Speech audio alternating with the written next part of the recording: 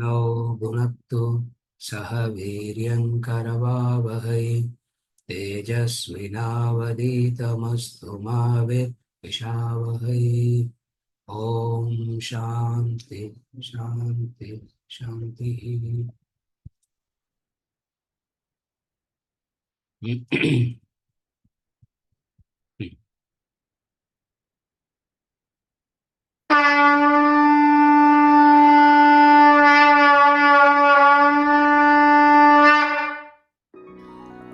ॐ पार्थाय प्रतिबोधितां भगवता नारायणेन स्वयं व्यासेन ग्रथितां पुराणमुनिना मध्ये महाभारतम् अद्वैतामृतवर्षिणीं भगवतीम् अष्टादशाध्यायिनीम् अम्ब त्वामनुसन्दधामि भगवद्गीते भवद्वेषिणीम्। नमोऽस्तु ते व्यासविशालबुद्धे फुल्लारविन्दायतपत्रनेत्र येन त्वया भारततैलपूर्णः प्रज्वालितो ज्ञानमयः प्रदीपः प्रपन्नपारिजाताय स्तोत्रवेत्रैकपाणये ज्ञानमुद्राय कृष्णाय गीतामृतदुहे नमः। सर्वोपनिषदो गावो दोग्धा गोपालनन्दनः पार्थो वत्सः सुधीर्भोक्ता दुग्धं गीतामृतं महत्। वसुदेवसुतं देवं कंसचाणूरमर्दनं देवकी परमानन्दं कृष्णं वन्दे जगद्गुरुम्। भीष्मद्रोणतटा जयद्रथजला गान्धारनीलोत्पला शल्यग्राहवती कृपेण वहनी कर्णेन वेलाकुला अश्वत्थामविकर्णघोरमकरा दुर्योधनावर्तिनी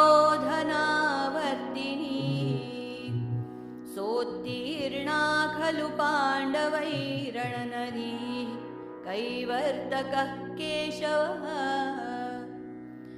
पाराशर्यवचः सरोजममलं गीतार्थगन्धोत्कटम् नानाख्यानककेसरं हरिकथा सम्बोधना बोधितम्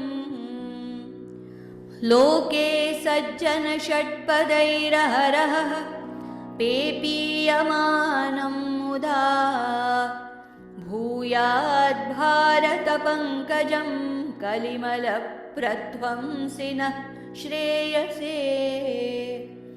मूकं करोति वाचालं पङ्गुं लङ्घयते गिरिं यत्कृपातमहं वन्दे परमानन्दमाधवम्।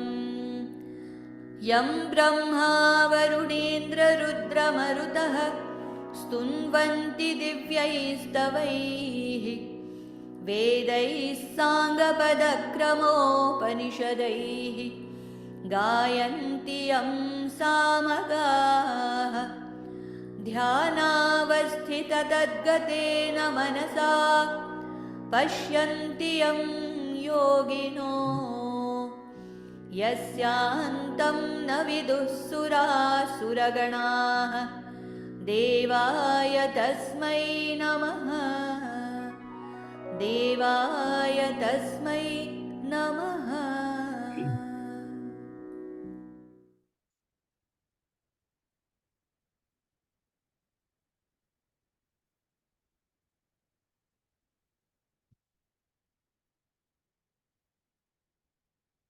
the word dharma is always given an adjective, sanatana. So it is generally referred as sanatana dharma. We saw the very many meanings of the word dharma yesterday. All that we saw. What is sanatana?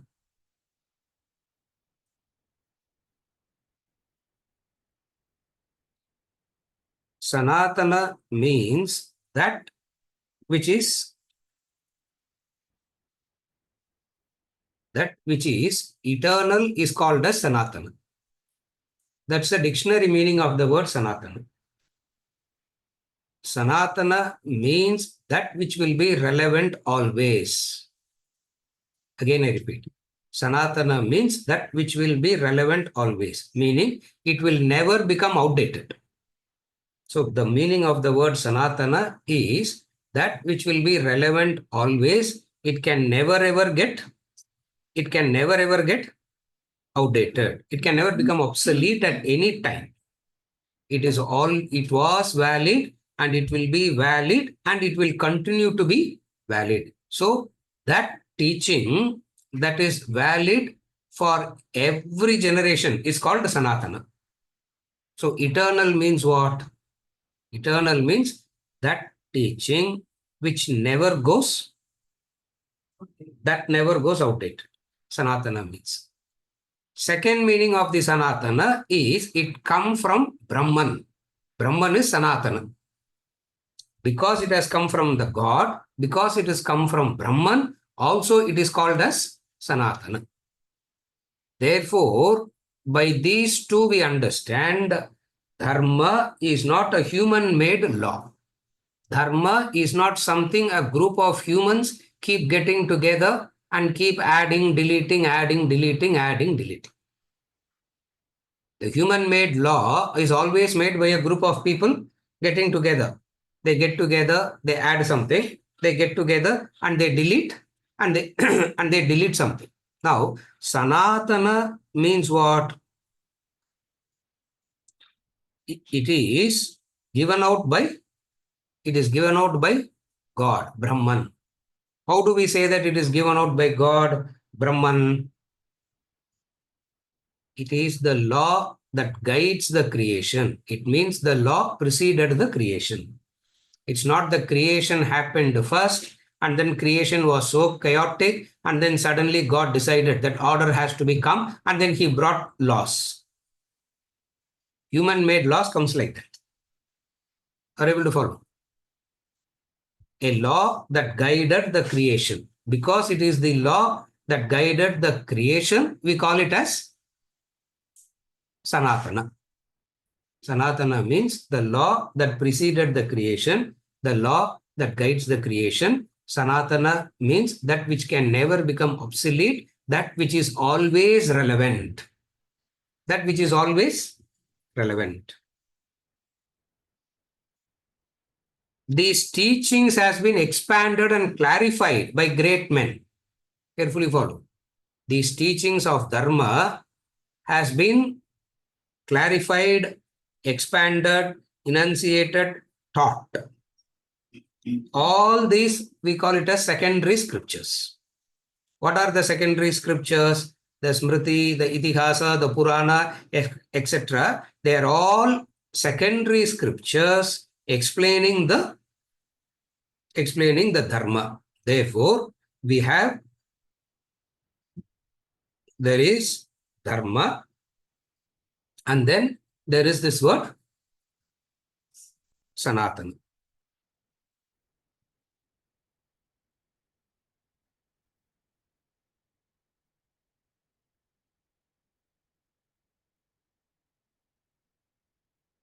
In a in a in a in a devotional way, out of understanding and devotion and respect, all the secondary scriptures also will be given the status of Dharma. That is why we say Shruti, Smriti, Purana, Itihasa, etc. We don't, even though technically they are all secondary scriptures to Vedas. Vedas are the primary scriptures. Dharma means Veda. What is Dharma? That which is told in the Veda is Dharma. This is how the Dharma Sutras starts. Brahma Sutra written by Vyasa starts with Adado Brahma Jignasa. The Dharma Sutras written by Jaimini Maharshi starts with Adado Dharma Jignasa, and then he goes on to explain what is Dharma. So the meaning of the word Dharma we get from Jaimini Maharshi in the Dharma Sutra. There he says that which is told in the Veda is Dharma. And that Veda is a bit difficult to comprehend, is a bit difficult to understand. Therefore, lot of secondary scriptures came out of the primary scripture. Therefore, nowadays what we do, the primary scripture, the secondary scripture, all combined, put together, we call it as Dharma. Shruti, Smriti, Purana, Itihasa. All this comes under the category of all this we categorize them under Dharma.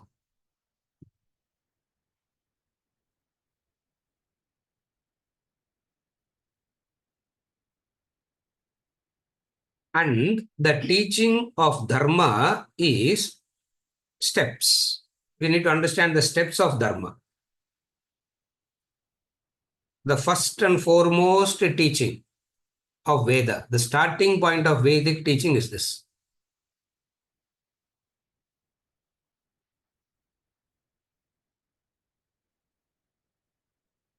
The most wonderful infrastructure that any human being can conceive of is this world.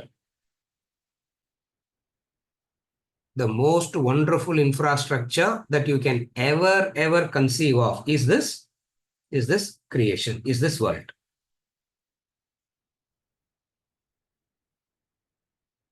It supports life at all levels. It supports life. It supports life at the biological level, at the physical level, at the emotional level, at the intellectual level, at the spiritual level. When creation happened, provisions were made for all this. When creation happened, at the time of creation itself, provisions were made for all this. What is the provision made for? Provisions made for life to sustain, survive, to be alive. Not only that, it has all the resources. For every level of growth, it has resources. Therefore, the first lesson of Dharma is learn to appreciate and acknowledge this creation. First lesson of Dharma.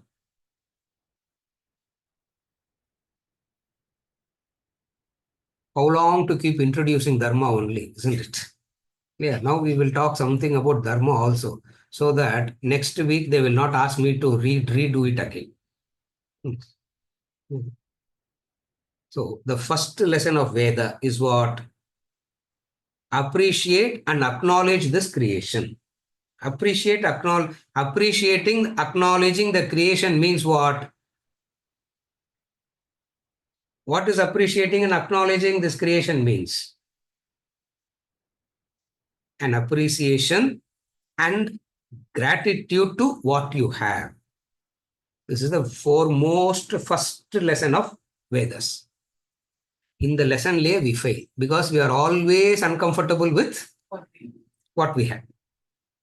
First lesson itself is violated all the time. Sir, if otherwise, how we will scientific advancement and all, how it will happen, sir?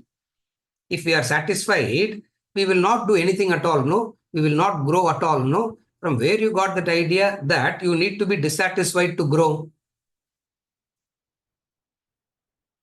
Can any growth happen out of dissatisfaction? Can any growth happen out of misery? Has anybody grown out of misery? Growth can happen only out of appreciation and thankfulness. Therefore, the very first lesson of the Veda is what? The very beautiful lesson. What is it?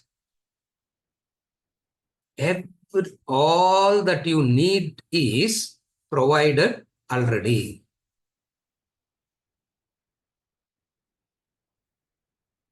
We have the intellectual resource to appreciate this wonder called creation.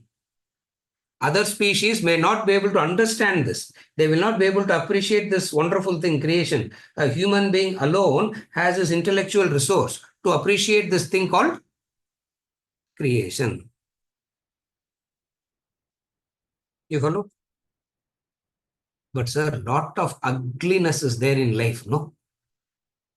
That ugliness is restricted to the smallest percentage of creation. What is the minutest percentage of creation that where ugliness exists? Where? Huh? Anybody? Human beings. Human beings, the ugliness in creation is possible only in human beings. Remove the human beings, creation doesn't have anything ugly at all. Anything wrong, anything bad, anything ugly. So ugliness is our contribution to creation. So what is human's contribution to creation? Divya, you are able to follow? So if at all we ask what is our contribution to creation, we have contributed ugliness to creation. Otherwise, otherwise the creation is so wonderful, so beautiful. The laws are functioning so well. Not only the physical, biological, chemical principles, the subtler principles called the law of karma, the dharmic principles. So life is made up of these principles, and all these principles are functioning effectively. Therefore, you look at the creation. Shvetashvatara Upanishad talks about it in detail. I'm not going into those detail of what those Upanishads are. I'm just taking out references from there and making. Yeah. In Chennai, they sell those flowers, no? There will be all the flowers will be sold separately. And then there will be another type of flower where all the leftovers from one will be tied together into one and sold. Yeah. Kadambam சொல்லிங்க விற்பாங்க. Nowhere else that is sold. You know that? I have seen it. Nowhere else, then here only they. So what we do, we are like that. From Chennai, I'm also like that. Yeah. இங்க இருந்து கொஞ்சம், இங்க இருந்து கொஞ்சம், இங்க இருந்து கொஞ்சம், take little bit, and make one kadambam and sell. And kadambam always looks more beautiful. That kadambam looks more beautiful, and everybody will go and buy that only. Anyway, what is that? Shvetashvatara Upanishad says, look at the creation at the micro level, at the macro level. Taittiriya Upanishad, Anuvaka 1.7.1. I'm giving references. Anuvaka, Taittiriya Upanishad, Anuvaka also says, how beautiful is this creation?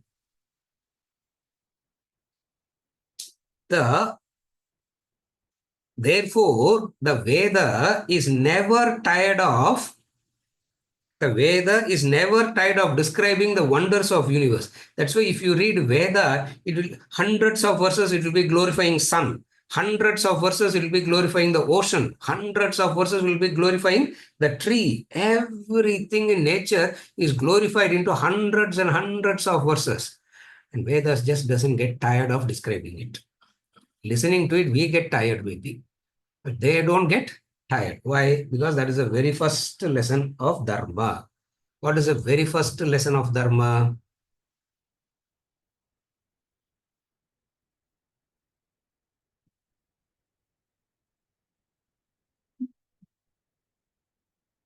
Everything is wonderment.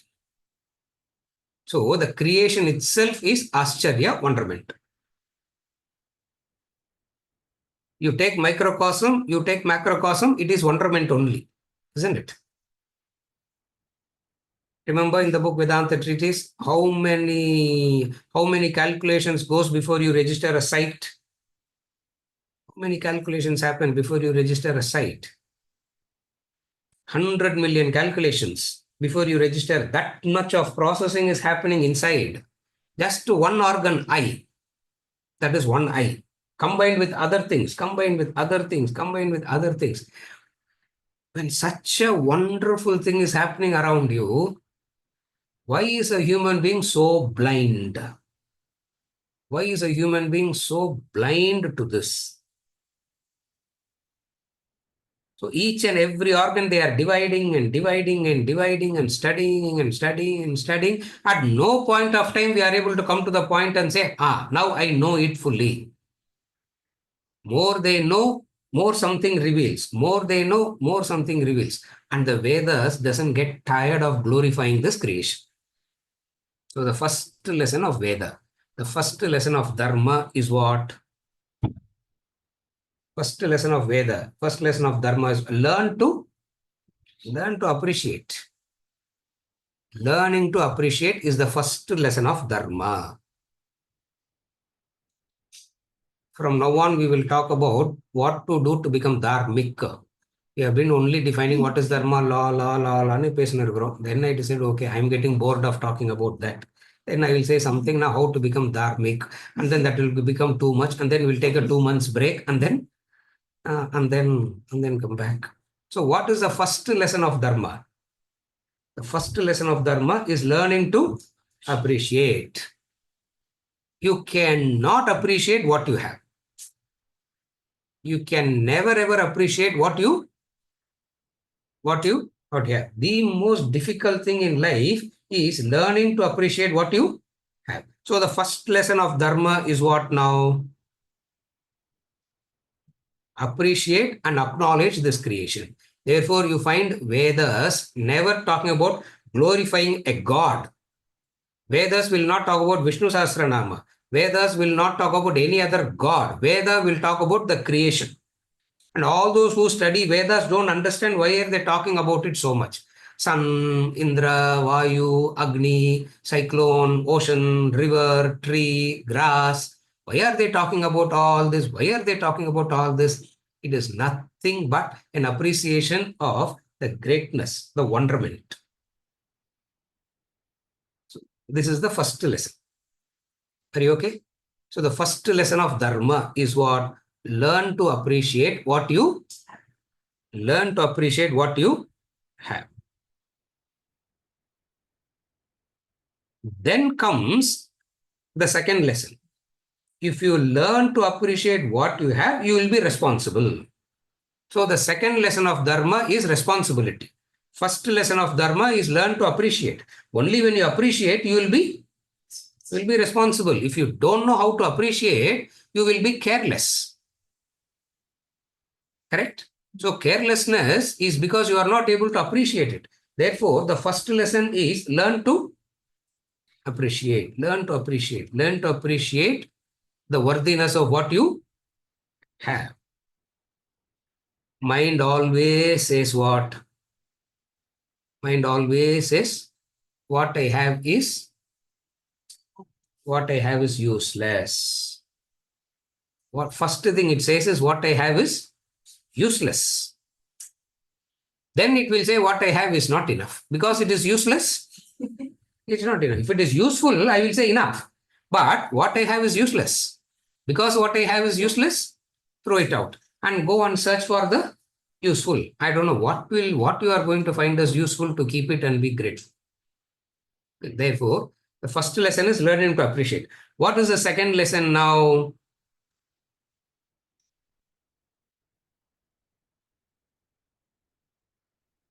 As an intelligent human being, you appreciate this creation, you appreciate this universe, you appreciate what you have is the first lesson of Dharma. Having appreciated, what will naturally come? An act of gratitude. You will become responsible. So lot of years and years of education will go on in appreciating the creation. I'm not doing that because if I start doing that, everybody will fall off to sleep and I will also fall off to sleep in 5 minutes because our appreciation is our ability to appreciate and all is so shallow it is. So shallow. Isn't it? Indulgence is only we can go on and on and on. Appreciation is very, we get bored. Appreciating, we get bored very fast. Indulgence, we don't get bored at all, isn't it? Therefore, what is Dharma? Learn to appreciate, learn to appreciate the micro and macro of what you have. Having done that, naturally, what will be the second thing? Vedas prescribe certain regular activities. Vedas prescribe certain regular activities where the gratitude is expressed.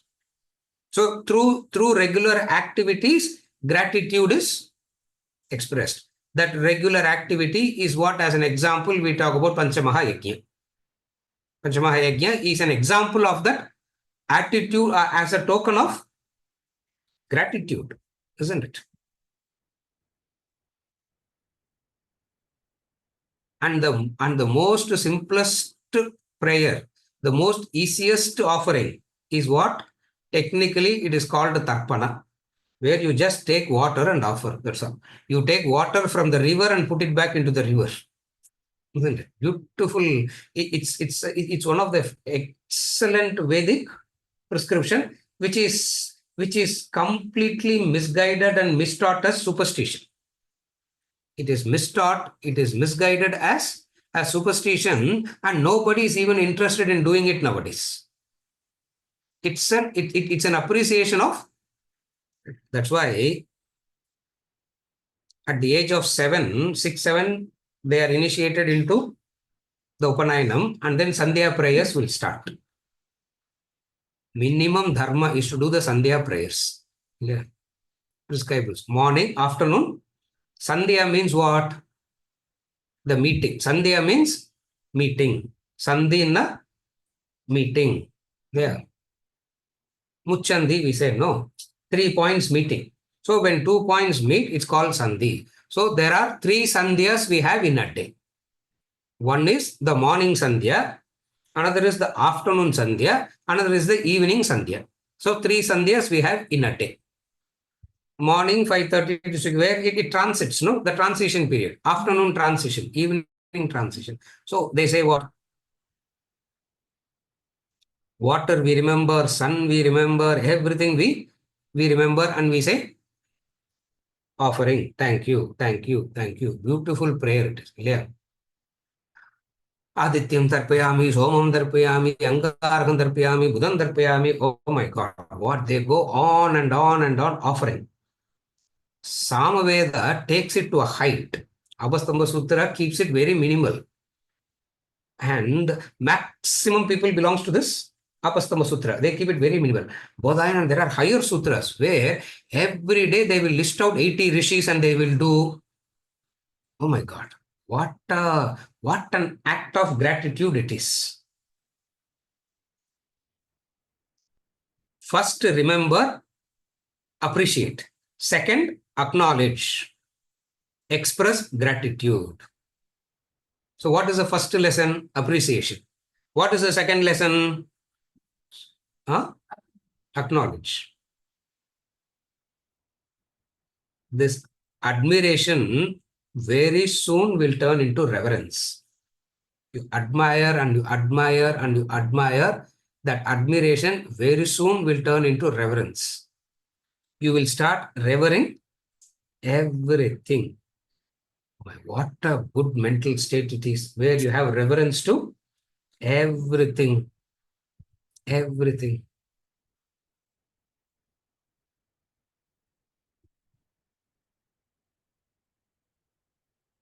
Sarvam Vishnumayam Jagat, it says. Sarvam Vishnumayam Jagat. Shri Govinda, Govinda, Govinda, and then everything starts. Sarvam Vishnumayam Jagat. It means what? Everything that you see, you don't need to specifically go and look for God anywhere. That's why in Vedic times, temple worship wasn't there at all. You don't have to go to any place to look for God. You open your eyes, how can you miss God? You open your eyes, you see a tree in front. How can you miss God? You open your eyes, you see water. You open your eyes, Vishwarupa is there already in front of you. How can you miss God? But human beings go on missing God. Therefore, what happened? Deterioration of human appreciation of nature, seeing God and all, resulted in creation of human form gods. What we worship nowadays. That human form gods is a deterioration. It's a deterioration. It is. Why? Because according to the Vedas, it's not needed. You open your eyes, you should be able to see the divine. You should be able to appreciate the divine. You should be able to have reverence. But that's not how we see. We see everything is there for our indulgence. Not only we appreciate, we have reverence, we have an ulta understanding. What is the ulta understanding? I assume everything is there only for my consumption, for my indulgence. Tree is there for what? For my indulgence. Water is there for what? For my indulgence. Isn't it? Animals are there for what? For my indulgence. So everything in creation, I start using it for my consumption, for my indulgences. Therefore, what happens? The reverential attitude goes out. Remember, one of the sessions previously I said Dharma is a reverential attitude towards creation, we said. Dharma is nothing but a reverential attitude towards the entire creation.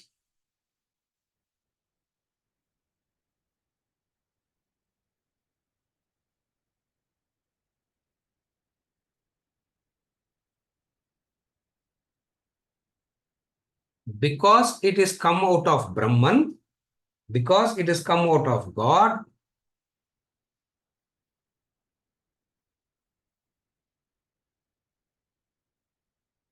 human beings need not do anything to create harmony. Human beings should ensure that they don't disturb the existing harmony. Remember that. Human ego is thinking it's all chaotic. We have to bring in harmony. No, we have to bring in harmony, harmonious coexistence. We should coexist with other species, these, that. Oh my God, what big talk, and everybody's clapping. And one human being will talk, another human being will clap, and both will garland each other, isn't it? One blind person leading another blind person. Vedas will laugh at you. Vedas will laugh at you saying, why are you doing all this drama? All that you need to do is what? There is an inbuilt harmony already. Harmony is the very essence of creation. Strife and struggle is not the essence of creation. Harmony is the essence of creation. We don't see it like that. Therefore, Vedas say you don't have to do anything to bring harmony. All that you have to do is what? All that you have to do is what? Stop creating discord.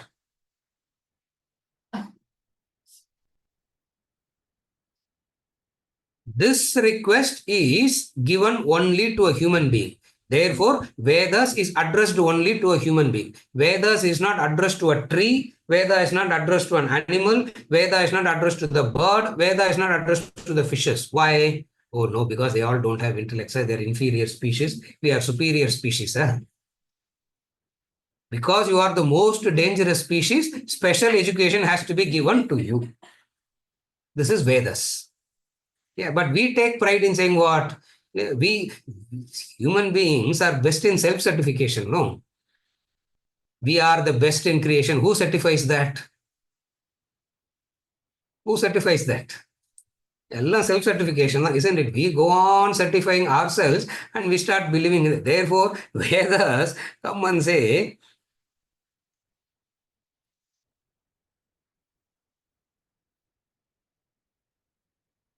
all living beings have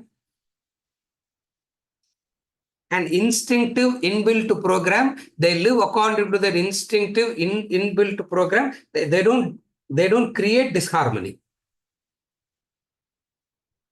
They all live according to their built-in program. They go away, they live, they do everything. They live, they die, they do everything. But one thing they are not capable of doing is what? Disturbing the harmony in creation. Only the human being has this capacity to disturb the harmony in creation. Therefore, Vedas is uniquely addressed only to human beings. Why? Because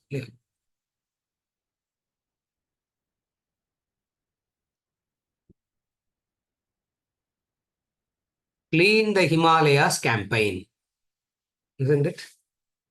Clean the Himalayas campaign. Who dirtied it first for it to be cleaned? Who dirtied it? That it has to be cleaned, isn't it? See, by itself, it will never get dirty. No, by itself, it will never get dirty. Even a huge elephant that dies in the middle of the forest, it will not make the forest dirty. It will be cleaned. It will be cleaned. One after the other will come in a matter of 3 days. Everything will get cleaned up completely, isn't it? Therefore, Dharma Shastra, Dharma Shastra, a cow doesn't need Dharma Shastra. A buffalo doesn't need Dharma Shastra. Who needs Dharma Shastra? A human being alone needs Dharma Shastra. Why? Because we destroy the harmony. When you destroy the harmony, you destroy yourselves, which the Vedas understood, which we don't understand now. Again, I repeat, when you destroy the harmony, who in turn gets destroyed? You destroy yourself. When you cut the tree, you are choking yourself to death, isn't it? You cut the tree, you choke yourself to death. Therefore, they say, be responsible.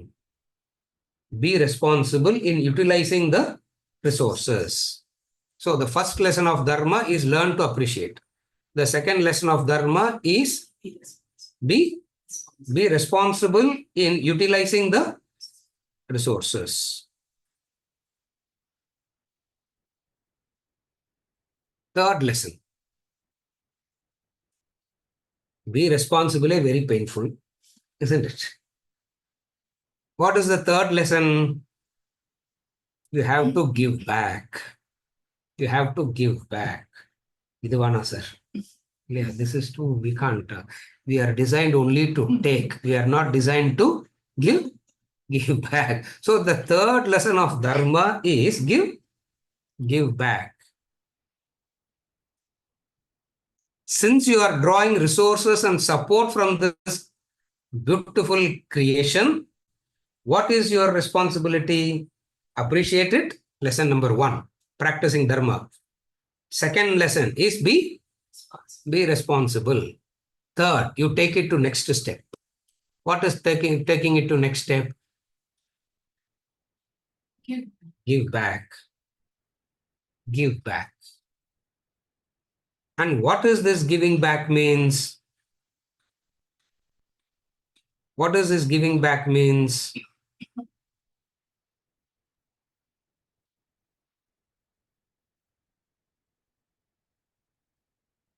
You start the day by remembering the creation, not by remembering your small unit.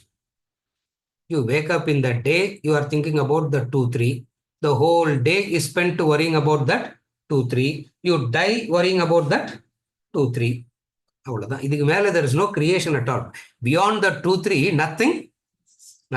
People don't see anything beyond that 2, 3, isn't it? So, what does it mean?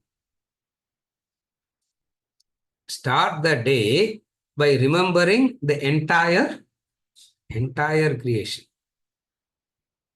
Entire creation. So to do all this put together in one package is Panchamahayagya. Now I am explaining the logic and reason of that. I have spoken about it for quite some time. Now I am explaining how it fits into the sequence. You be a contributor. What is the contributor? Because of farmers, grains are available. What should I do? What should I do? What should I do? Pay. Don't bargain. Pay the correct price. Pay the correct price. That is contribution. Not about dhanam and all, which is extra. Dana Mandal, we have not yet even started, Sunil. Dana Mandal comes much, much later. Yeah, first we are saying pay the. So what is contribution? Paying the price is the contribution. The farmers gives grains. Pay the price. Because of weavers, cloth is available. Pay the price. Food, clothing, shelter, everything is available because of other human beings are contributing. And what is the beautiful way of contributing? Taxes. Taxes is the beautiful way of contributing back to other human beings. You pay. Here is the problem. But paying back, you see it as a punishment, isn't it? Taking is your privilege. Paying the price is punishment. This is the adharma. What does adharma means? Taking is your privilege. And when the price is told, oh, it has a win-win for both we should have, sir. A win-win for both. What is it? You don't have to do win-win and all. Why? The creation itself is win-win for everybody. You don't have to artificially come and do all these things. Therefore, what is giving back means whatever resources you have the attitude of sharing. Yeah, that's why we teach children, no, give, share. Nowadays, we teach them don't share, isn't it? Nowadays, we teach them the ulta thing we are teaching, don't share. Or in the early days, we teach them share, share, share. When they grow up, we tell them you are a fool if you share. Now they are confused. To share or not to share. Then they become politician like us. Yeah. All elders are politicians. And when we train, how do we train them? To become another politician. Politician in Artham, Vijay. Politician, you say one thing and do exactly the opposite. That is politician, isn't it? You will talk about sharing, sharing, sharing, but you should not share. இதெல்லாம் சபநாகரிகத்துக்கு பேசுறது இதெல்லாம். Shankar, கரெக்டா? How do you say that in English? I don't know. Yeah. Sabanagari, how do you say that in English? Don't literally translate it in English. To be politically correct. Yeah. All our statements are to be politically correct. That's all. Actually, it is not. Actually, it is not meant.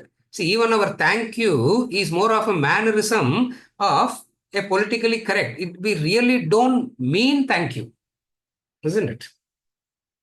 So the third dharma is what? Contribute. Contribute. Contribute to other human beings. Contribute to other species also. Why? Because everybody is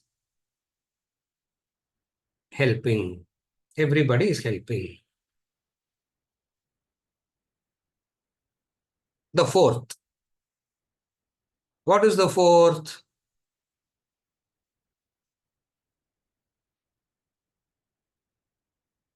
It becomes the responsibility to preserve this knowledge and transfer it. So, responsibility to preserve this knowledge and transfer it becomes not only I should acknowledge and repay and contribute, I should also preserve this knowledge and pass it on to future generations. Somebody does it as their life purpose. They are called rishis. Somebody does this transference of knowledge from one generation to next generation as their life mission. Those people are called the rishis. Therefore, what do? We pay our respects and gratitude to them also. Why? Because in spite of all the onslaughts, in spite of all the glani, they keep it going. And how did they preserve it? Cloud la போட்டு வச்சுட்டு தூங்க போல, Sunil. How are we preserving now? We put everything in the cloud and we go out of sleep, isn't it? That's not how they preserved it. How they preserved it, their entire lifetime they sacrificed. Like how we all have other interests, they also would have had, no? Like how we are interested in everything in life, they also would have had, but they kept aside everything and they carried this knowledge. And how they did it? The entire Veda was preserved orally and transmitted orally. Not only the Vedas, the Puranas, the Itihatas, the Smriti, the Bhashyas. Oh my God, how they were even able to transfer it from to the other to the other to the. It means what amount of effort has done by them to keep it going. In one word, we dismiss it as. In one word, we dismiss it. Yeah. In one word, we dismiss the. Oh, Lord. Not only I should acknowledge, be a contributor, I should do my best to preserve this knowledge for our own future generations. Be a contributor, be an appreciator, be responsible.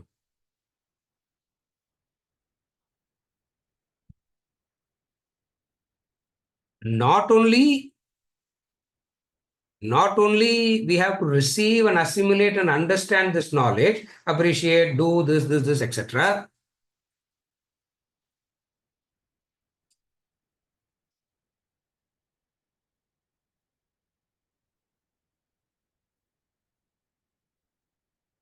You will be leading a very meaningful life now.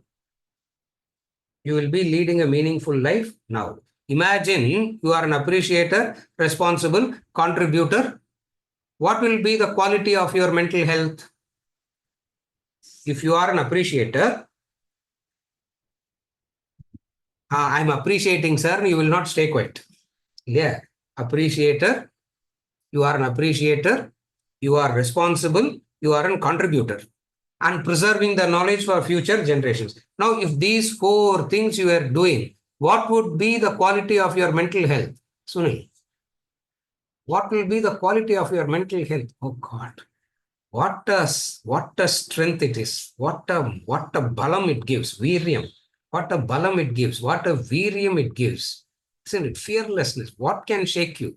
What can upset this human being? What can affect this human being? What can shake this human being? Nothing can be done. Therefore, what happens? This person becomes a meaningful, not only he leads a meaningful life in the present for himself, also he'll be a meaningful life for others. Not only that, the last benefit. Not only that, as a jiva, as you will go through many more births, this will come with you. This mental health will come with you. Imagine, are you able to follow this? At least when I read all this, I thought, wow, I became Lord Greedy also. Yeah, isn't it? Imagine you can have your mental health now and you can carry the mental health into future future births also. This is the grand plan of Vedas. For that human being who has achieved this very good mental health and stamina, etc., will have a strong intellect. With that strong penetrative intellect, you become qualified for Jnana Yoga, attain moksha. This is the print. For temporary period, the last one we are not discussing, I said.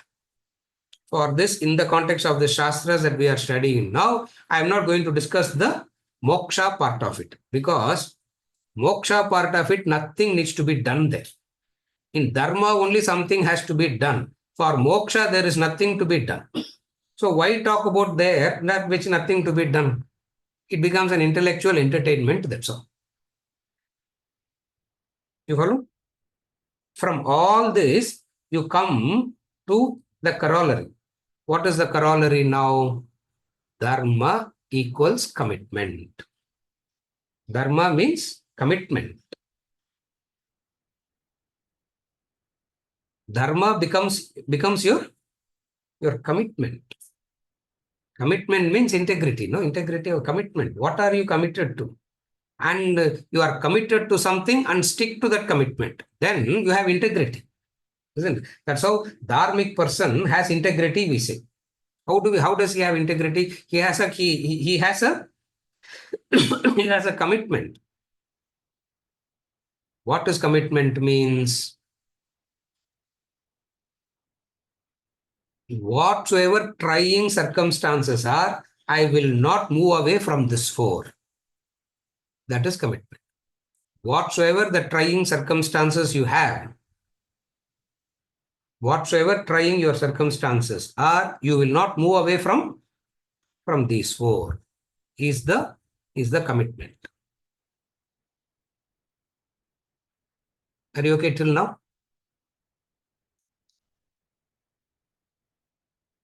இது வரைக்கும் நல்லா இருக்கு. Isn't it so nice to hear, so pleasant to hear, etc.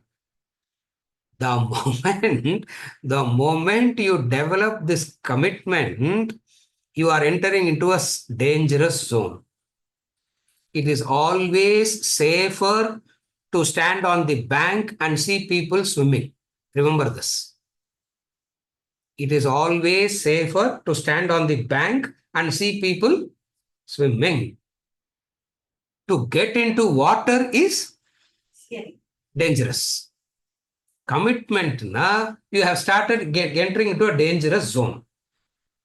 That is why people are afraid of this commitment. Are you able to follow? Without the commitment, it's a very good social gathering. That's all. See, Vedanta classes is also a very good social gathering, isn't it? Some sapadu will be given, isn't it? Some gossips will happen, some sapad will be there, something will be there, something will be there.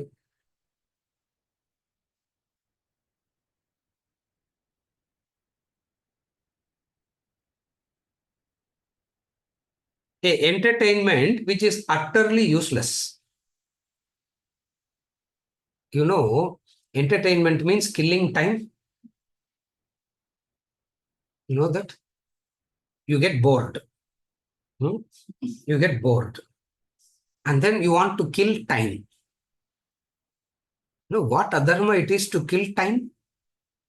Adharma. That's why they say killing time is the most adharmic thing, because what a valuable resource it is, and you are just getting, I'm bored, sir, what to do? Okay, I'm bored now. Let me go to Vedanta class and get some entertainment and come back. Please understand, Anshu. Stand on the banks. As long as you are standing on the bank and watching it, you are safe. You decide to take a plunge into the river, finished. After that, Narayana, God only have to save you. Therefore, what happens? Everybody stands by the bank, they clap, they appreciate, they are ready to do anything and everything. But one thing, sir, don't ask. What is it? One thing, don't ask. Commitment, don't ask. So, in knowing these few principles, what is Dharma now? What is Dharma? A commitment. Without commitment, it becomes an entertainment. Remember, without commitment, all this becomes another entertainment. Yeah. Satsang, isn't it? Okay. I am used to some type of music. It happened to be what people call as devotional. To me, it is entertainment only. Because to me, other kind of music is not entertainment. I don't get entertained by that. So I listen to some music. Unfortunately, what happened in that music, 3 hours, they will say Rama, Rama, Krishna, Krishna. That's all they'll say. Oh, yo, what a good person, sir. What good an entertainment it is, that's all. Why? Because there's no commitment to Dharma there. Yeah. In those days, that, I used to be very close and to that, to that person, because of that guru, the whole bhajan movement is revived so well, etc. Isn't it beautiful? And the way that he can sing bhajans, oh my God.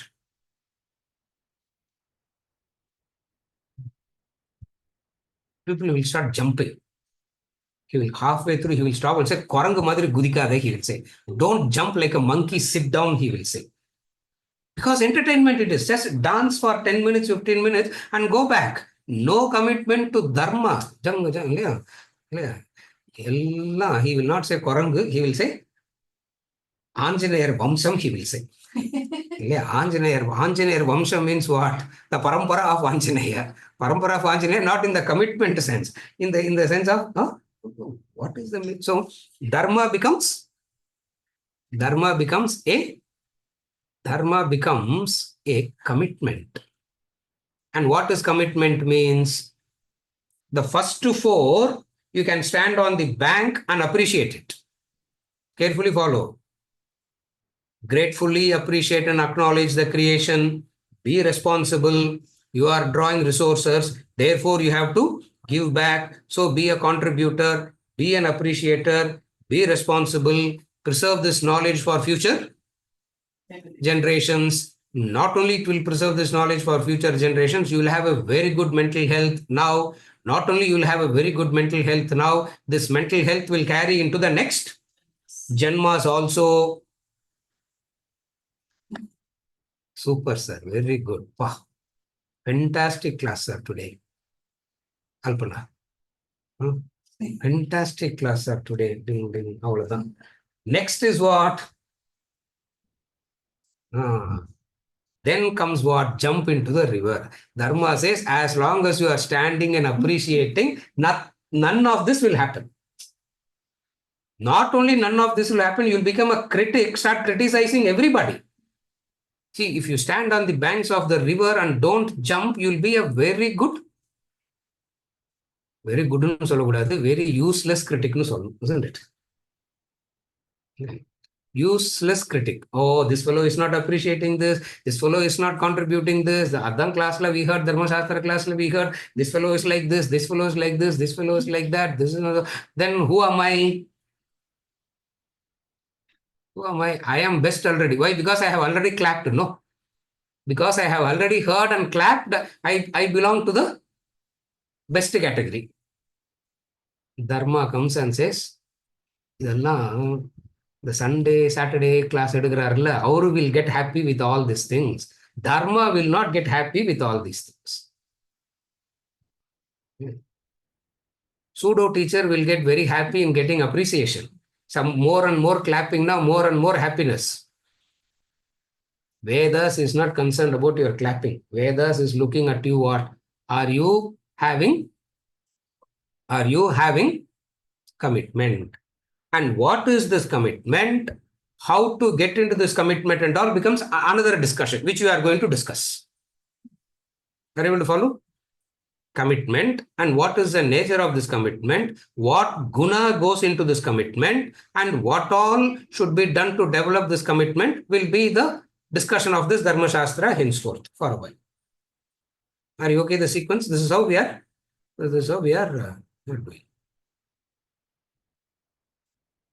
With this, I conclude for today.